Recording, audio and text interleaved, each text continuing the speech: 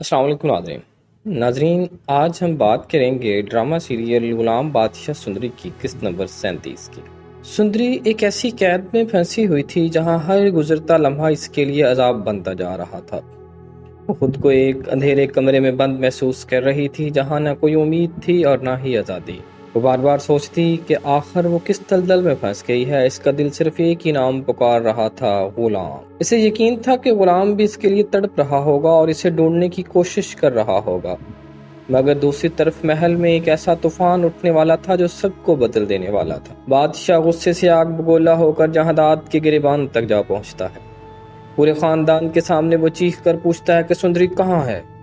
जहादात पहले तो लाइल्मी जाहिर करता है, मगर फिर सच बोल देता है कि सुंदरी वाकई इसकी कैद में है और ये सब सिकंदर की मौत का बदला लेने के लिए कर रहे हैं। ये सुनते ही बादशाह का गुस्सा बेकाबू हो जाता है। वो साफ कह देता है कि अगर सुंदरी को कुछ हुआ तो वो किसी को जिंदा नहीं छोड़ेगा।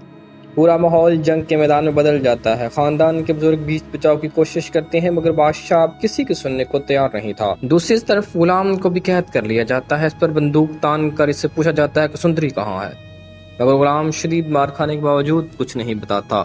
वो जानता था कि अगर इसने हिम्मत हार दी तो सुंदरी हमेशा के लिए इन लोगों के हाथों बर्बाद हो जाएगी।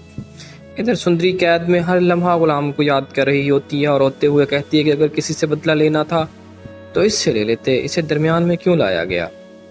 इसी दौरान मर्क अपने बाप कुर्बान अली के सामने खड़ी हो जाती है और अपने बाप से कहती है कि इसने इसकी खुशी के नाम पर बहुत बड़ा जुल्म किया है। मर्क इतराफ़ करती है कि वो बादशाह से मोहब्बत करती थी, मगर वो कभी ये नहीं चाहती थी कि किसी दूसरी लड़की की ज़िंदगी तबाह करके इसे खुश दी जाए। इसकी बातें सुनकर सब हैरान रह जाते हैं, क्योंकि पहली बार मर्क अपने बाप के खिलाफ बोल रही होती है। कुर्बान अली फिर भी अपनी जिद छोड़ने को तैयार नहीं होता और ऐलान करता है कि अब फैसला इसकी मर्जी से होगा।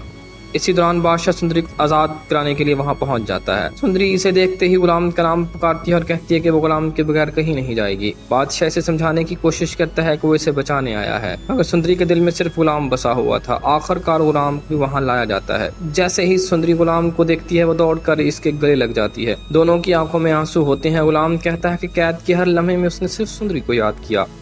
सुंदरी भी इतराफ़ करती है कि गुलाम के बगैर इसकी जिंदगी बेमानी थी। ये सब देखकर बादशाह अंदर से टूट जाता है। इसे एहसास होता है कि जिस मोहब्बत को वो अपनी तकदीर समझ रहा था वो दरअसल किसी और की अमानत है, मगर फिर भी वो अपने दिल के हाथों मजबूर था और गुलाम से कहता है कि इसकी मोहब्बत झूठी नहीं है, इसने सुंदरी से सच्चे दिल से मोहब्बत की है। गुलाम जवाब देता है कि सुंदरी इसकी मोहब्बत है और दुनिया की कोई ताकत इससे जुदा नहीं कर सकती। दूसरी तरफ महल में सब लोग कुर्बान अली के खिलाफ खड़े हो जाते हैं। साहबजान और खानदान के दूसरे अफराद इसे सख्त अल्फाज में कहते हैं कि इसने खानदान की इज्जत को दागदार किया है। ज़रीन अपने भाई के लिए रहम की भीख मांगती है, मगर कोई इसकी बात सुनने को तैयार नहीं होता। फैसला होता है कि कुर्बान अली को महल ही में कैद रखा जाएगा ताकि वो मजीद कोई नुकसान न पहुंचा सके। इधर गुलाम और सुंदरी वापस हवेली की तरफ रवाना होते हैं। रास्ता भर सुंदरी खौफजदा रहती है, जबकि गुलाम इसे तसल्ली देता है कि अब कोई इन्हें जुदा नहीं कर सकेगा। हवेली पहुंचने पर खुर्शीद अपनी बेटी को जिंदा सलामत देखकर टूट कर रोने लगती है। वो सुंदरी को सीने से लगाकर कहती है और खुदा का शुक्र अदा करती है कि इसकी बेटी वापस आ गई। लेकिन कहानी यहाँ खत्म नहीं होती। जैसे ही गुलाम वापस बाहर जाता है, इसे पता चलता है कि बादशाह की गाड़ी महल के बाहर मौजूद ही नहीं है। सब हैरान रह जाते हैं, क्योंकि बादशाह और सुंदरी एक ही गाड़ी में थे। अब अचानक बादशाह गायब हो चुका था।